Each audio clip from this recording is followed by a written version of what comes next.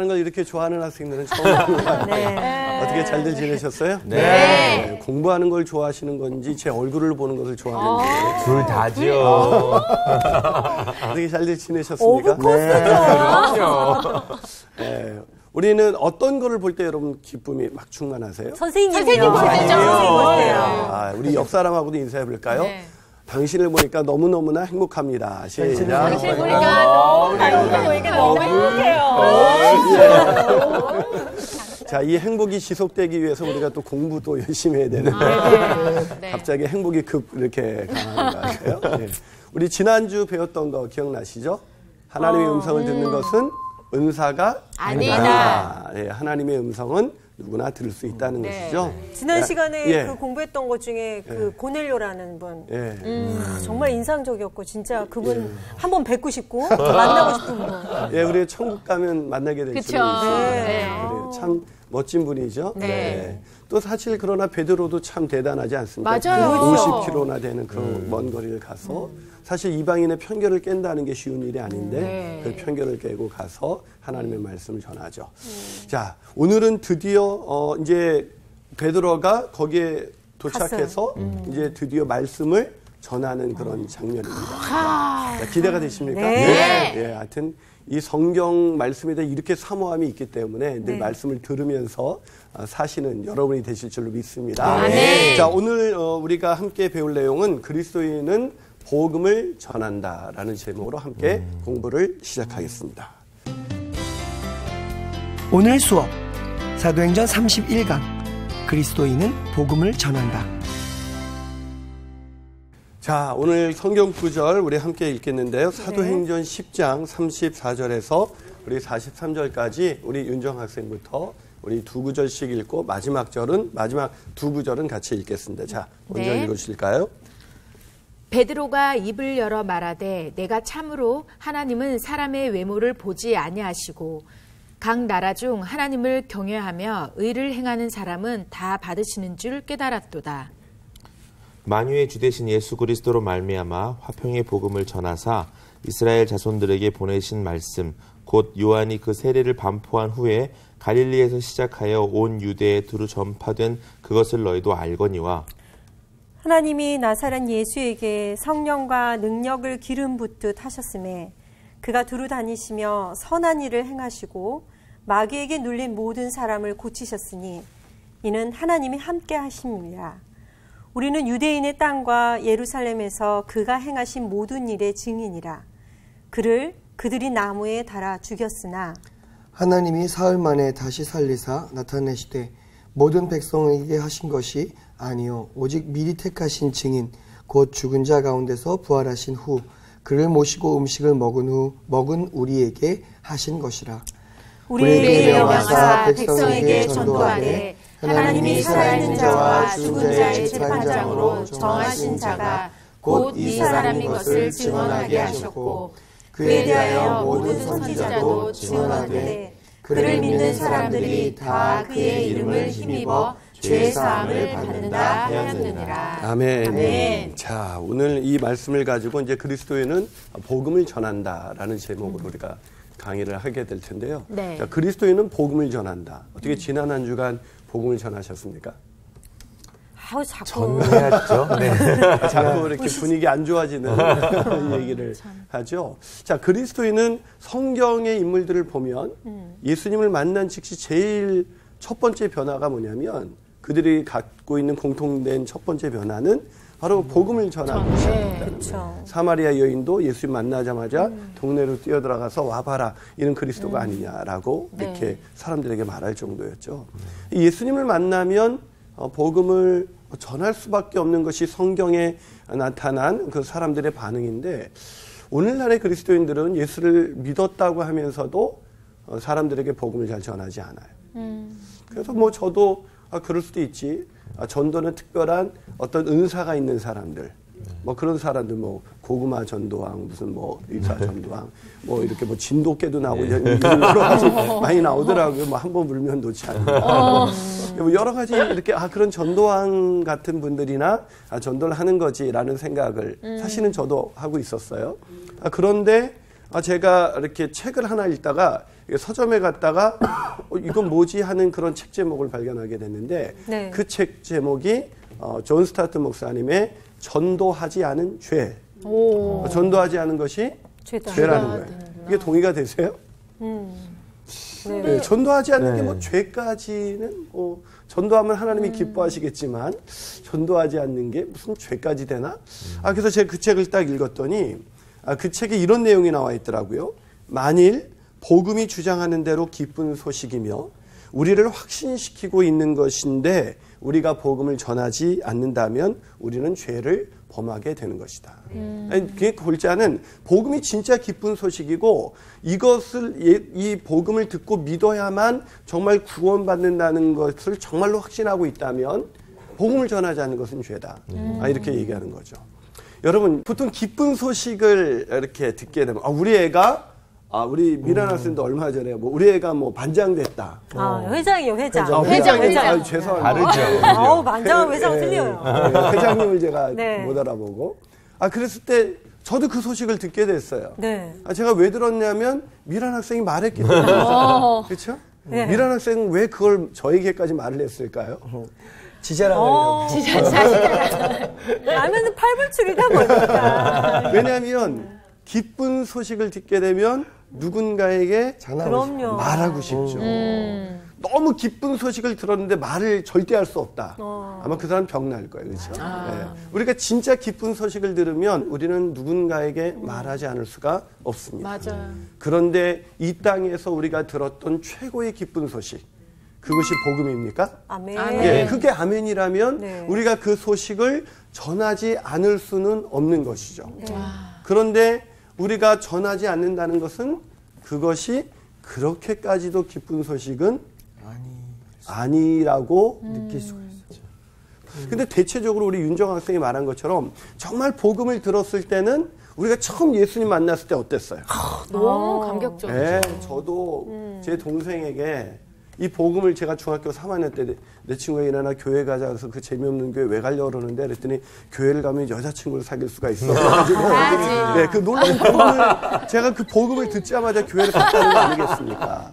근데 교회를 갔다가 예수님을 만났어요. 예수님 만나니까 얼마나 정말 행복한지 너무나 기뻐서 제가 내 동생한테 맨날 복음을 전하는 거예요. 어느 날 내 동생이 드디어 교회를 가겠다는 거예요. 저는 저의 탁월한 이 복음 전도로 인해서 그 아이가 드디어 예수님 믿게 됐구나 이런 줄 알았는데 나중에 이 아이가 어떤 모임에서 예수님 만나고 나서 자기가 예수 믿게 된 그 얘기를 하는데 형이 어느 날 순간부터 교회 갔다 오더니 매일 자기를 잠을 안 재우고 매일 예수님에 대해서 계속 얘기하는데 이 얘기를 믿겠다고 안 하면 형이 나를 잠을 안 재우겠구나. 그래서 어쩔 수 없이 그때는 사실은 가겠다 그랬는데 나중에 예수님 만난 거죠. 제가 예수님 만나니까 복음을 듣고 믿게 되니까 제 동생을 잠을 안 재우, 애가 피곤해하는지도 모르고 계속 복음을 전할 수밖에 없는 그런 열정이 저에게 있었다는 것이죠. 그리스도에는 복음을 전할 수밖에 없습니다. 존 스타트 목사님 말씀하신 것처럼 복음이 정말 기쁜 소식이고 그것이 우리의 영혼을 살리는 것이라는 확신을 정말 갖고 있다면 우리는 복음을 전하지 않을 수가 없는 거죠. 네. 그러나 그리스도인이 아닌 사람이 복음을 전하는 경우를 본 적이 있습니까? 없어요. 없죠. 그래서 오늘 본문에 보니까 이 베드로가 오늘 본문의 내용은 사실 베드로의 전도 설교예요. 베드로가 복음을 전한 것이죠. 그래서 이 복음을 전함으로 인해서 정말 그들이 정말 예수님을 믿게 되는 그런 사건이 바로 오늘 본문에 있는 내용입니다. 자, 그래서 오늘 본문 36절에서 이 37절을 보면 어떤 내용이냐면 자, 이 내용을 우리 광우 학생이 한번 읽어주세요. 36절, 37절. 네. 만유의 주 되신 예수 그리스도로 말미암아 화평의 복음을 전하사 이스라엘 자손들에게 보내신 말씀 곧 요한이 그 세례를 반포한 후에 갈릴리에서 시작하여 온 유대에 두루 전파된 그것을 너희도 알거니와. 자, 베드로가 지금 전도를 하면서 복음을 전하면서 어떤 얘기를 먼저 하고 있죠? 즉 침례 요한, 세례 요한 이후 갈릴리에서부터 온 유대에 퍼지게 된 예수 그리스도의 이 복음에 대한 거를 너희들도 알고 있다라고 얘기를 하고 있는 거예요. 네. 자, 그런 다음에 38절에서 뭐라고 얘기하고 있습니까? 미란 학생이 한번 읽어줄래요? 하나님이 나사렛 예수에게 성령과 능력을 기름 붓듯 하셨음에 그가 두루 다니시며 선한 일을 행하시고 마귀에게 눌린 모든 사람을 고치셨으니 이는 하나님이 함께 하심입니다. 자, 이제 이어서 예수님께서 그런 놀라우신 일을 할 수 있었던 것은 네. 성령이 능력이 하셔서. 부어졌기 때문이다. 즉 하나님께서 함께 하셨기 때문이다라고 네. 말하고 있습니다. 자, 이어서 우리가 계율을 좀 더 보면 39절 앞부분을 보면 뭐라고 돼 있냐면 우리는 유대인의 땅과 예루살렘에서 그가 행하신 모든 일에 뭐라고요? 증인이에요. 증인. 누가요? 우리가. 우리가. 우리는 누가? 바로 베드로를 비롯한 그런 사도들을 말하는 것이죠. 네. 우리가 그 예수께서 전하신 복음, 그 복음의 성령의 능력이 나타나신 것을 우리가 봤다. 우리가 증인이다. 자, 증인은 뭘 해야 돼요? 전해야죠. 네. 그러니까 베드로는 지금 그래서 내가 너희들에게 이 복음을 전할 수밖에 없다는 얘기를 하고 있는 거예요. 네. 자, 오늘 본문을 통해서 이 고넬료를 비롯해 이 친지들에게 복음을 전하죠. 자, 그러고 나서 39절부터 40절까지 우리 성호 학생이 한번 다시 읽어줄래요? 우리는 유대인의 땅과 예루살렘에서 그가 행하신 모든 일의 증인이라. 그들이 나무에 달아 죽였으나 하나님이 사흘 만에 다시 살리사 나타내시되. 자, 그래서 증언하면서 제일 먼저 뭘 얘기를 해요? 유대인들이 예수님이 십자가에 죽였으나 하나님께서 사흘 만에 다시 살리셨다. 예수님의 십자가와 부활. 이게 복음의 핵심이잖아요. 네. 자, 이제 내가 증인이기 때문에 너희들에게 전하지 않을 수 없는 말씀이 있는데 너희들이 이미 이거에 대해서는 들은 바가 있지만 내가 다시 전한다. 그 전함이 뭐예요? 예수님의 십자가와 부활에 대해서 전하고 있습니다. 자, 복음의 핵심을 전했죠. 자, 그런 다음에 다시 40절부터 41절까지 우리 윤정 학생이 읽어줄래요? 하나님이 사흘 만에 다시 살리사 나타나시되 모든 백성에게 하신 것이 아니요 오직 미리 택하신 증인 곧 죽은 자 가운데서 부활하신 후 그를 모시고 음식을 먹은 우리에게 하신 것이라. 자, 다시 한번 얘기하죠. 이 주님의 십자가와 이 부활, 특히 부활하심이 누구에게 나타난 거예요? 우리에게. 우리 사도들에게 나타났다고 얘기하죠. 자, 그리고 나서 42절과 43절을 우리 다시 다 같이 한번 읽어봅니다. 네. 시작. 우리에게 명하사 백성에게 전도하되 하나님이 살아있는 자와 죽은 자의 재판장으로 정하신 자가 곧 이 사람인 것을 증언하게 하셨고 그에 대하여 모든 선지자도 증언하되 그를 믿는 사람들이 다 그의 이름을 힘입어 죄사함을 받는다 하였느니라. 아멘. 자, 거기 보면 하나님께서 자신들은 예수께서 산자와 죽은 자의 뭐가 되신다고요? 심판관, 즉 재판장으로 정하셨다. 그렇기 때문에 이것을 모든 선지자들도 말했다. 그러기서 나는 당신들에게 복음을 전한다라고 얘기하고 있는 거죠. 자, 오늘 이 베드로가 이렇게 복음을 전하는 이것을 통해서 정말 베드로가 복음을 전하지 않았다면 고넬료가 어떻게 됐을까? 자, 이 고넬료의 환상을 보고 베드로가 이 고넬료가 있는 곳으로 왔어요. 근데 복음을 안 전해요. 그럼 만나서 재밌는 얘기만 해서 하는 얘기. 어떻게 지냈어? 나 이것 때문에 힘들었어. 어땠어? 뭐 이런 얘기만 해요. 네. 그랬다면 고넬료가 어떻게 됐을까요? 예, 고넬료는 예수님을 믿지 못했겠죠. 여러분, 이 고넬료가 우리가 지난번에 배웠던 성경에서 경건한 사람이었다라고 소개했던 것을 기억하세요. 네. 그는 하나님을 찾는 사람이었어요. 하나님을 사모하는 사람이었고 말씀을 사모하는 사람이었어요. 그러나 복음을 듣기 전까지 고넬료는 그리스도인이 아니었습니다. 네. 무슨 말입니까? 하나님을 사랑하고 하나님의 존재를 알고 있고 그리고 경건을 하는 사람이라 할지라도 복음을 듣지 않으면 그리스도인이 될 수가 없다라는 거예요. 오늘날 그런데 한국 교회에서 가장 들려지지 않는 것이 복음이에요. 네. 그러니까 이미 복음을 알고 있다고 생각하는 거죠. 그래서 그리스도인들의 모임에 가면 복음의 교제가 아니에요. 그냥 세상 살아가는 이야기. 제일 많이 이야기는 어떤 그 집사님의 이야기. 그 집사님 얘기 들었어?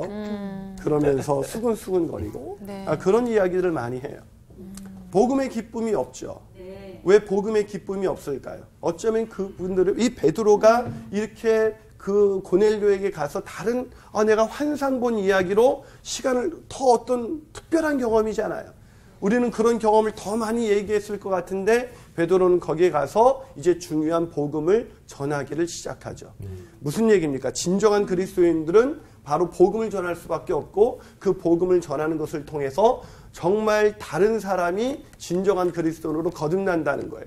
다시 말해서 내가 진정한 그리스도인이라면 복음을 전할 수밖에 없고 내가 복음을 전하는 것을 통해서 내 주변에 있는 사람들이 진정한 그리스도인으로 그렇게 변화될 수 있도록 하나님이 역사하실 수가 있다는 것입니다. 네. 다시 말해서 내가 그리스도인으로 살아간다는 것은 나로 인해서 예수 믿는 사람들이 점점 더 많아진다는 것을 의미하는 것이죠.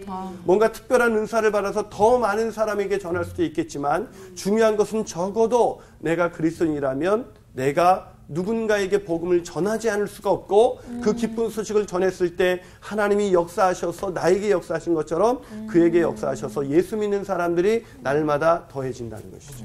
그런데 오늘날 한국교회에서 이런 일이 일어나고 있지 않아요. 지난 한 주간 여러분이 그리스도인들끼리 만나서 어떤 교제를 했는가를 생각해 보세요. 저희 셀 그 구역 모임 같은 경우는요. 지금 전도에 그 마음에 두고 있는 분을 위해서 기도하고 있어요. 그래서 지금 이제 구역이 전체가 모여서 기도하고 또 각자 기도해야 되는 부분들 그 세밀하게 그 부분을 저희는 사실 지금 하고 있는 중이에요. 그건 참 좋은 소식이에요. 근데 자, 기도하던 것에서 이제 그치지 않고 직접 나가서 뭘 전해야 돼요? 복음을 전해야 돼요. 제가 오늘 본문에서 이 베드로의 이 전도 설교를 통해서 우리가 보게 되는 것은 뭐냐면 그리스도인들은 뭘 전한다? 복음을 전한다. 자, 다시 한번 그리스도인은 뭘 전한다고요? 복음을 전한다. 그리스도인은 복음을 전한다. 이 그리스도인들은 복음을 전한다는 것이 사실 성경에 예수님을 만난 이 복된 소식을 들었던 사람들의 일반적인 반응이에요. 근데 그런 것들이 오늘날 교인들이 성도님들이 가장 복음 전하기를 주저하고 있어요. 근데 오늘 만약에 우리가 계속 주저했기 때문에 누군가가 예수님을 만나지 못할 수도 있어요. 그럼 저는 이런 질문을 던져봐요. 왜 우리는 주저하게 될까? 왜 우리는 복음을 잘 전하지 않게 될까? 그러니까 자신이 그 복음을 전함에 있어서 뭔가 떳떳하지 못한 부분도 있는 것 같아요. 그러니까는 그리스도인으로서의 삶을 스스로가 잘 아는 거죠. 우리가 그리스도인답지 못한 삶을 보여주지 못하기 때문에 내가 복음을 전한다고 저 사람이 받아들일까? 뭐 이런 것도 있는 것 같고 그리고 또 한편으로는 내 자신이 떳떳하지 못하기 때문에 괜히 예수님을 전하기가 부끄러운 거예요. 예수님도 그렇죠. 그럼 질문을 바꿔볼까요? 자, 우리가 복음이 뭐예요? 우리가 떳떳해서 구원받았어요?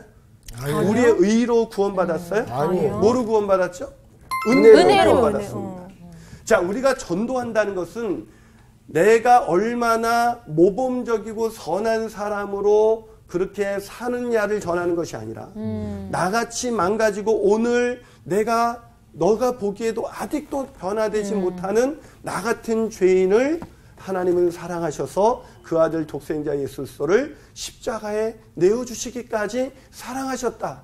내가 구원받은 건 네가 알다시피 내가 은혜로 받은 것이다. 은혜로 받은 건 뭐예요? 내가 자격 없는 내가 받았기 때문에 여전히 나의 삶에는 내가 봐도 너무나 실망스러운 부분이 많이 있다. 그런데도 그분은 나에게 실망하지 않고 나를 사랑하셔서 나를 위해서 자신의 생명을 십자가에 놓으셨고 죽은 지 사흘 만에 부활하셔서 나의 구주가 되셨다. 그게 전도예요. 근데 많은 사람들이 전도를 어떻게 생각하냐면 전도라는 것이 내 삶이 뒷받침되어 주어야 전도가 된다고 생각합니다. 아니요. 이건 착각입니다. 네. 전도는 내가 예수님 만나고 나서 얼마나 변했는가. 제가 솔직히 우리가 예수 만나고 나서 날마다 변화되는 삶을 살아요? 아니요. 말씀 들은 대로 오늘도 순종하면서 사십니까? 왜 그러세요? 아니 이게 굉장히 중요한 얘기예요. 왜냐하면 저도 그렇게 못 살아요. 그렇게 살고 싶은 열망은 있어요. 예수님 만난 후에 제 삶의 가장 큰 변화는 하나님을 위해서 살고 싶다는 거예요. 주님의 뜻대로 살고 싶다는 거예요. 그런데 여전히 안 돼요. 여전히 제가 무너지고 제 안에 주인 되어서 제가 하나님의 뜻대로 살아야 되는데 내 뜻대로 살려는 그런 마음이 계속 올라와요. 네. 그때 제가 깨달은 것이 무엇인지 아십니까? 아, 난 진짜 죄인이구나. 주님이 처음에 저에게 죄인이라고 말씀하셨을 때는 제가 그냥 그래 내가 죄인이지 인정했어요. 그런데 제가 은혜로 구원받고 나서 말씀을 따라 살려고 살면 살수록 내가 깨닫는 건 내가 얼마나 더 큰 죄인인가. 아니 더 정확하게 말씀드리면 나는 완전히 망가진 존재라는 걸 알았어요. 내가 아무리 노력해도 주님의 뜻을 이룰 수 있는 존재가 아니라는 것을 알았어요. 그런 나를 하나님이 그런 나를 위해서 십자가에 못 박히신 거예요. 왜요? 인간은 내가 뭔가 예수님이 은혜로 구원받았으면 그 다음에 내가 변화되는 것도 은혜로만 변화될 수 있는 거예요. 주님이 나를 여전히 다시 은혜로 기회를 주시기 때문에 내가 오늘 변화될 수 있는 삶을 살 수 있는 것이지 내가 이제 내가 구원받았습니까? 이제 주님 됐어요. 내가 한번 해볼게요. 해서 내가 해볼 때는 여전히 안 된다는 거예요. 근데 우리는 전도를 마치 내가 이제 주님 내가 구원받았습니다. 이제 내가 좀 구원받은 사람답게 온갖 좀 다른 사람이 보기에도 수준 높은 도덕성과 그런 것들을 내가 유지하면 그때 내가 전도하겠습니다. 그건 복음이 아니에요. 네. 복음은 사마리아 여인같이 망가진 세리처럼 그 당시 모든 사람이 죄인이라고 정죄하고 그런 사람들을 위해서 하나님이 그런 사람들을 사랑하셔서 자기 아들을 십자가에 내어주셨다. 그렇기 때문에 그게 복음이죠.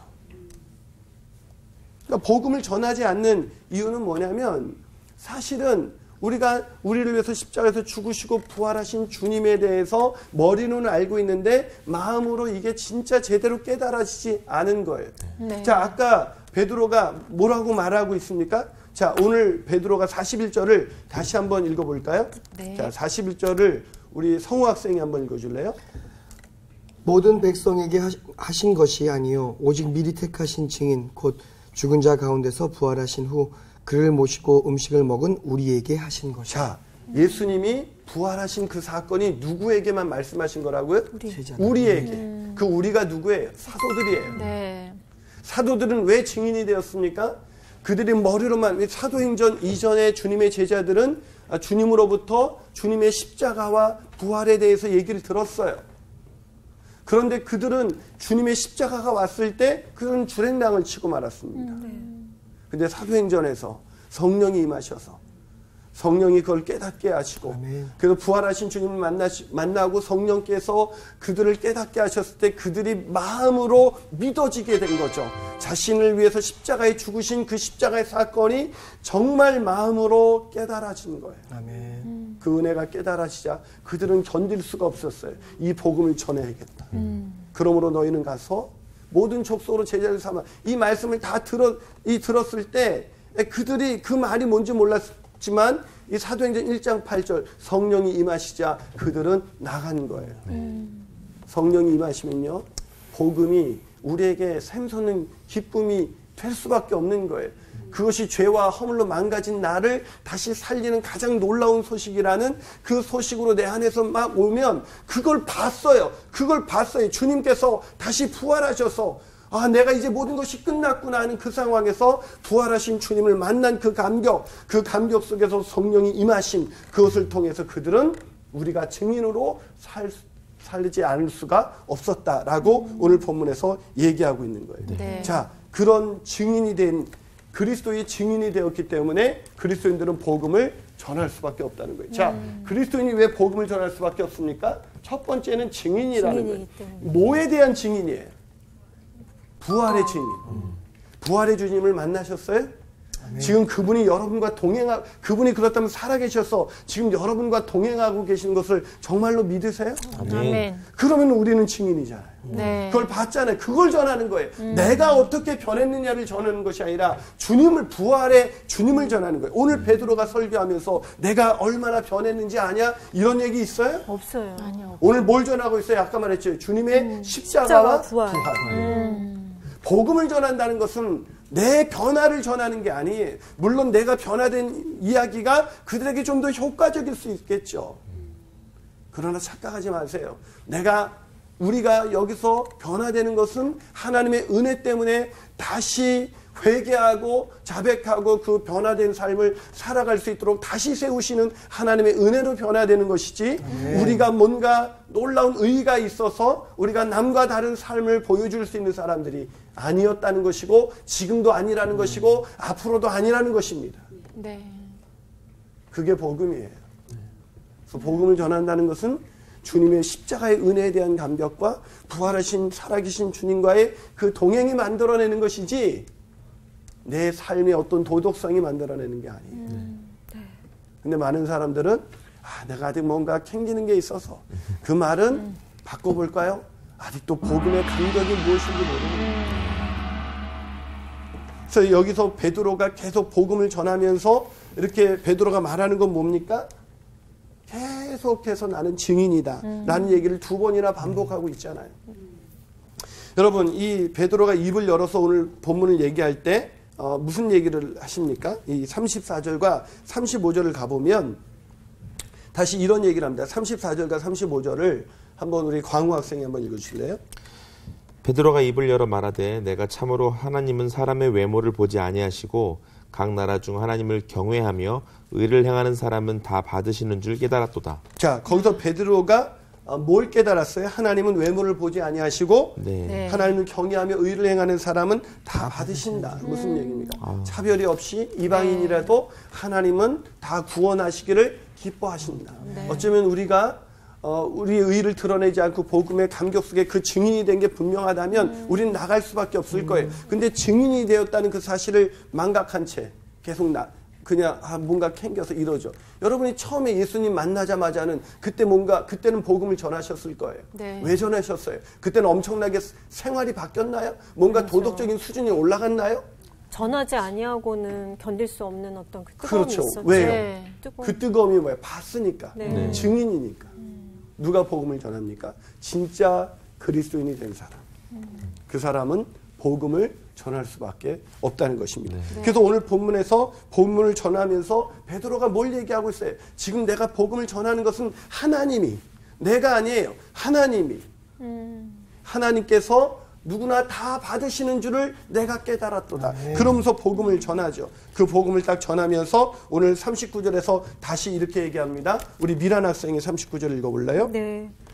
우리는 유대인의 땅과 예루살렘에서 그가 행하신 모든 일의 증인이라. 예, 그 증인의 동그라미 치세요. 증인이다. 증인. 네, 동그라미. 증인입니다. 별표. 누가 증인입니까? 베드로가 증인입니다. 네. 누가 증인입니까? 우리가 증인입니다. 네. 누가 증인입니까? 내가 증인입니다. 아멘. 내가 증인이기 때문에 이 베드로가 이 요바에서 가이사랴까지 무려 50km나 되는 그 거리를 당장 그 말을 듣자마자 막 걸어가는 모습을 보세요.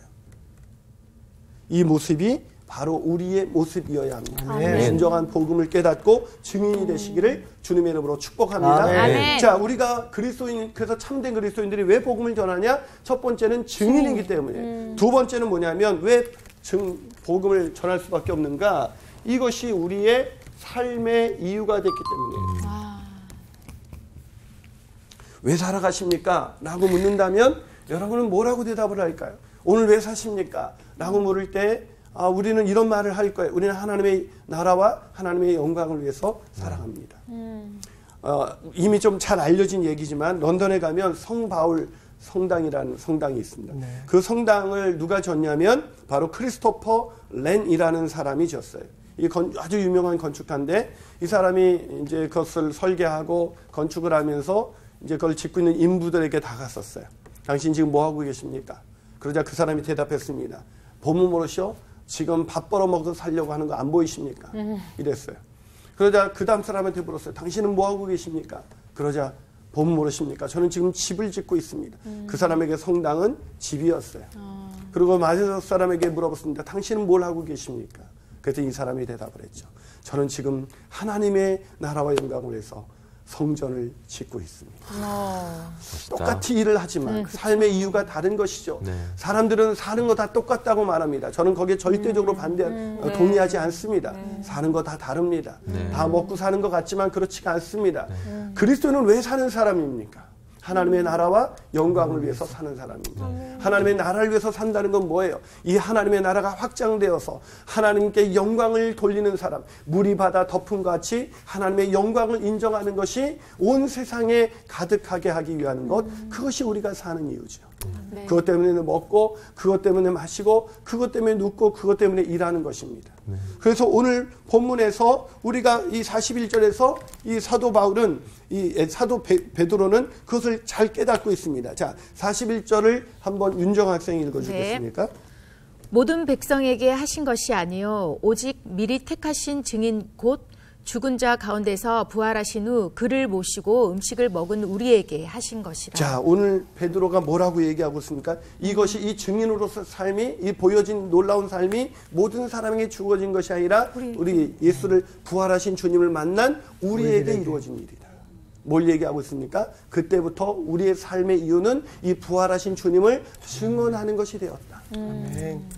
나는 우리 사랑하는 학생들 모두가 삶의 이유가 무엇입니까? 라고 물으면 예수님 만난 이후로 나는 예수님을 전하는 것이 내 인생의 목적입니다. 아멘. 그것이 되기를 원해요. 아멘. 이 처음에 이 베드로는 자신의 인생이 어떤 인생이었습니까? 고기 잡는 인생이었습니다. 네. 그러나 오늘날 주님께서 마가복음 1장 17절에서 이렇게 말씀하셨죠. 나를 따라오너라 내가 너로 사람을 낚는 어부가 되게 하리라. 여러분 인생의 목적이 바뀌는 순간이에요. 이 부르심이 우리에게도 있었잖아요. 언제예요? 예수님 만난 순간부터 우리의 삶의 목적이 바뀝니다. 부와 명예와 돈을 위해서 살던, 나를 위해서 살던 인생이 이제 하나님을 위해서 내 인생이 바뀌어지게 되는 것이죠. 예수님을 만난 순간 그게 바뀌어지는 거예요. 그래서 그 다음부터 다른 사람이 볼 땐 내 생활의 어떤 패턴은 안 바뀐 것 같지만 삶의 동기와 목적이 바뀌었기 때문에 삶의 양식이 달라지는 거예요. 그래서 누구 만나서도 예전에는 이 사람을 이용해서 어떻게 인맥을 활용해서 내가 돈을 벌 수 있을까? 이렇게 생각했던 사람들이 이 사람에게 어떻게 복음을 전할 수 있을까? 그것이 우리의 삶의 관심으로 바뀌어지게 되는 것이죠. 목적이 바뀌니까 관심도 바뀌는 것입니다. 다시 말해서 우리의 관심이 다른 데 있다면 우리는 진정한 그리스도인이 아닐 수 있어요. 네. 관심을 보면 그 사람이 뭘 위해서 사는지 알아요. 좀 재밌는 얘기인데 웃을지는 모르겠습니다만 혹시 화장실에 들어갔다가 정말 뜻하지 않게 이 바지를 내리다가 이 주머니에 있었던 돈이 변기에 떨어지는 그런 엄청난 그 광경을 그런 경험을 해보신 적이 있습니까? 뒤에서 막 있었다고. 핸드폰 떨어질 때도 있고. 그렇죠. 어떤 사람이 내렸는데 이 사람들이 돈이 떨어졌을 때 반응이 다르대요. 10원짜리가 떨어졌을 때 사람들의 반응은 사자성어로 수수방관. 떨어졌군. 근데 1000원짜리가 떨어지면 사람들의 반응은 우왕좌왕. 이제 1000원짜리인데도 좀 마음이 찌라는 거예요. 근데 5000원짜리가 떨어지면 사람들의 반응은 안절부절. 그런데 무려 자기가 꼬깃꼬깃 아껴놨던 그 10,000원짜리가 떨어지면 2판 4판이라고. 근데 10만원짜리가 떨어지면 10만원짜리 투표를 떨어지면 뭔지 아십니까? 일단 잠수라고. 일단 손을 놓고 보는 거예요. 그럴 여지가 없는 거죠. 여러분 가치에 따라 우리의 태도는 달라집니다. 복음이 우리 인생의 최고의 가치라면 그것을 더 전하는 거 일단 잠수해요. 일단 전하고 보는 거예요. 저 사람이 하나님이 선택하신 분인지 아닌지 우리는 몰라요. 그러나 그 복음에 대한 기쁨, 그 가치, 그것을 위해서 그것이 내 삶의 이유이기 때문에 가서 무조건 전하는 것이죠. 오늘 베드로의 인생이 여러분 그렇게 엄청난 고기가 잡혔을 때 나를 따라오너라 그랬으면 저 같은 가치가 그때 예수님이 누구신지 몰랐다면 잠깐만요. 고기를 이렇게 잡을 수 있도록 도와주는 건 감사한데 이걸 좀 어떻게 좀 팔고 갑시다. 그러지 않을까요? 우리의 모습이 그런 모습은 아닐까요? 복음을 전하십시오. 그럼 나중에요. 네. 복음을 전하십시오. 내가 좀 더 훈련 받은 다음에요. 복음을 전하십시오. 자꾸 거기에 우리가 미루는 이유가 무엇인가? 진짜 예수님이 누구신지 모르기 때문이에요. 그분이 나의 삶의 이유가 아직 되지 않았기 때문이에요. 그렇기 때문에 우리는 계속해서 그 복음 전도가 미뤄지는 거예요. 그건 누군가가 하겠지 하면서 핑계대면서 그것이 뭐 그렇게 큰 문제야. 그것이 더 이상 우리의 삶의 이유로 바뀌어지지 않았다면 그 놀라운 소식이 내 인생을 바꿨는데 그 소식을 전하지 않고 있다면 존 스타트가 말한 것처럼 그것은 죄죠. 아직도 우리가 죄 가운데 있다는 거예요. 아직도 우리가 거듭나지 못한 증거일 수도 있는 거예요. 삶의 이유가 무엇입니까? 오늘 이 베드로가 자신의 삶의 이유에서 우리는 그냥 남의 이야기니까 그냥 그 고기 잡은 모든 것과 배를 버리고 주님을 따라갔다는 것이 아무것도 아닌 것 같지만 베드로는 지금 드디어 그렇게 놀랍게도 베드로의 인생은 사도행전 1장 8절 이후부터 사도행전 1장 성령의 임하심을 경험한 순간부터 베드로의 삶의 이유는 철저히 바뀌었다는 것을 우리가 이후로도 계속 보게 되지 않습니까? 네. 우리의 삶의 이유가 바뀐 것은 관심을 통해서 알 수가 있습니다. 네. 우리의 영혼들에게 우리의 모든 관심이 쏟아지는 그런 축복된 인생을 살기를 원합니다. 아멘. 마지막으로 우리가 이 부담스러운 전도 왜 해야 됩니까? 그리스도인이라면 전도를 하는 첫 번째 이유는 우리가 증인이기 때문에 부활의 주님을 만났기 때문이고 두 번째는 그래서 그 만난 순간부터 우리의 삶의 이유가 바뀌었기 때문입니다. 네. 마지막 이유가 있어요. 그것은 뭐냐면 주님께서 우리에게 주어진 명령이기 때문에. 명령. 네. 뭐라고요? 명령. 하나님의 명령이라는 거예요.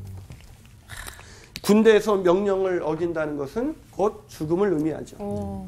이 명령을 군대에서 명령을 어긴다는 것은 그래서 상상할 수가 없어요. 네. 명령을 어기면 군법회에 넘어가서 거기에 해당하는 벌을 받게 돼 있어요. 전도가 명령입니다. 자, 오늘 본문에 네. 전도가 명령이라는 것을 어떻게 보여주고 있는지 한번 42절을 다 같이 한번 읽어줘 볼까요? 네. 자, 42절을 다 같이 읽습니다. 시작. 우리에게 명하사 백성에게 전도하되 하나님이 자, 살아있는 거기 자와 보세요. 죽은 다시 한번 자여. 읽어보세요. 다시 시작. 우리에게 명하사 자, 우리에게 명하사. 백성에게 뭘 해요? 전도하되. 전도는 명령입니다. 그러니까 그러니까 저는 처음에 존 스타트의 책을 보면서 전도하지 않는 게 무슨 죄야? 죄까지는 그건 뭐 우리가 차차 전하면 되고 그런 거지. 근데 전도는 명령입니다. 네. 그러므로 너희는 가서 모든 족속으로 제자를 삼아 아버지와 아들과 성령의 이름으로 세례 침례를 주고 내가 너에게 분부한 모든 것을 가르쳐 지키게 하라. 이것은 주님의 명령이죠. 가라. 가라는 건 명령이에요. 오늘 본문의 이 내용을 보면서 이 베드로가 왜 갔을까요?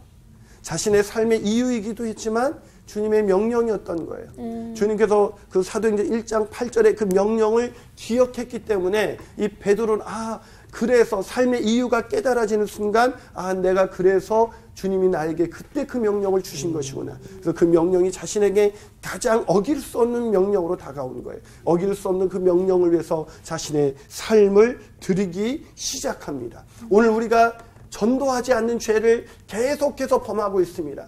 그 죄를 범하는 두 가지 이유가 있어요. 하나는 그것이 내가 진짜 증인이 아직도 되지 못했기 때문에 아직도 주님의 은혜를 깊이 깨닫지 못했기 때문입니다. 또 하나는 명령이라는 것을 잊고 있는 거예요. 해도 되고 안 해도 되는 것이다 라고 생각하고 있는 것이죠. 그러는 사이 주님께서 이 땅에 있는 수많은 영혼들을 구원하시기 원하는 그런 복음 전도가 늦춰지고 있습니다. 네. 우리를 통해서 저는 내가 이 명령을 어겼기 때문에 내가 어긴 그 결과 예수를 믿을 수 있었던 사람들이 얼마나 믿지 못하게 되었을까를 생각하니까 끔찍합니다. 내가 진정한 그리스도인으로 살았다면.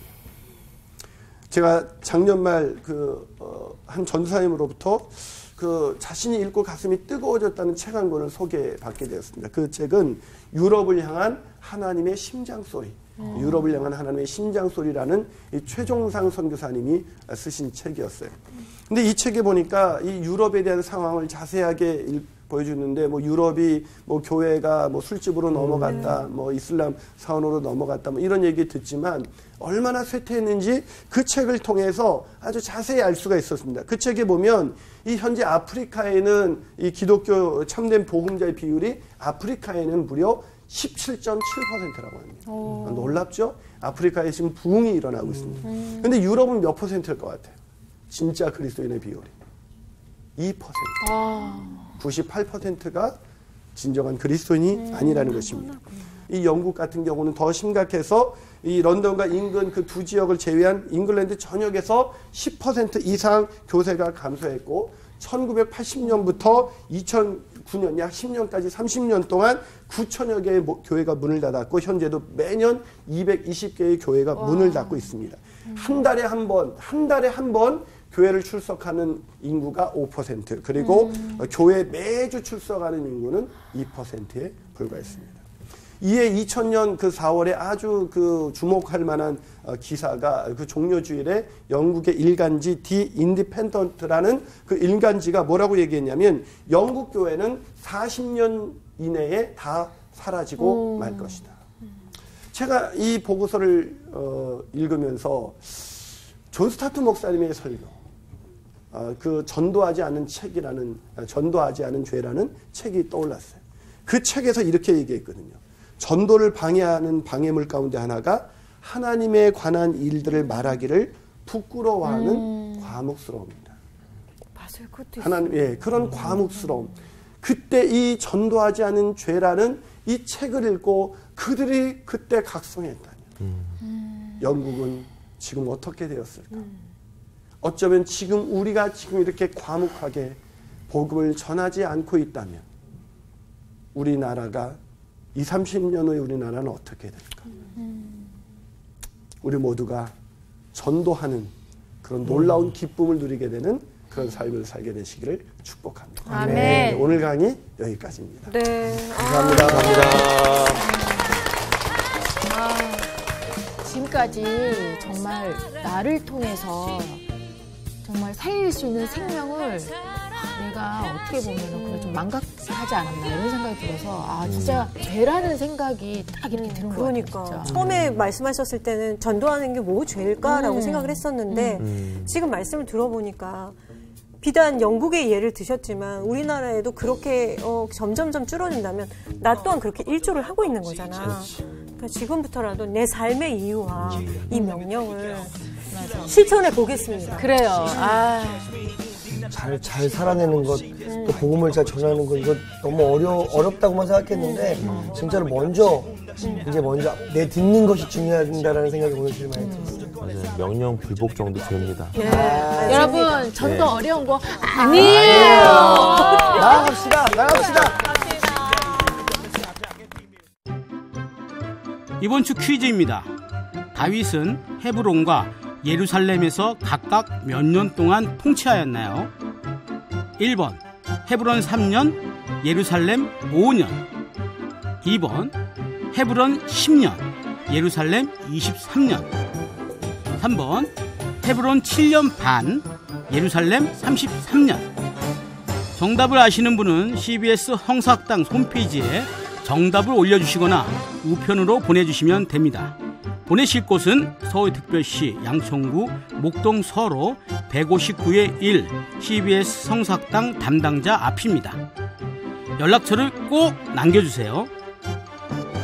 선정되신 분들에게는 대한성서공회에서 성경, 송태근 선생님의 내가 어디 있느냐, 하나님의 꿈꾸는 교회, 김기서 선생님의 일상순례자, 신우인 선생님의 땅과 하늘의 갈림길에서, 이영재 선생님의 이삭 이야기 가운데 하나를 드립니다.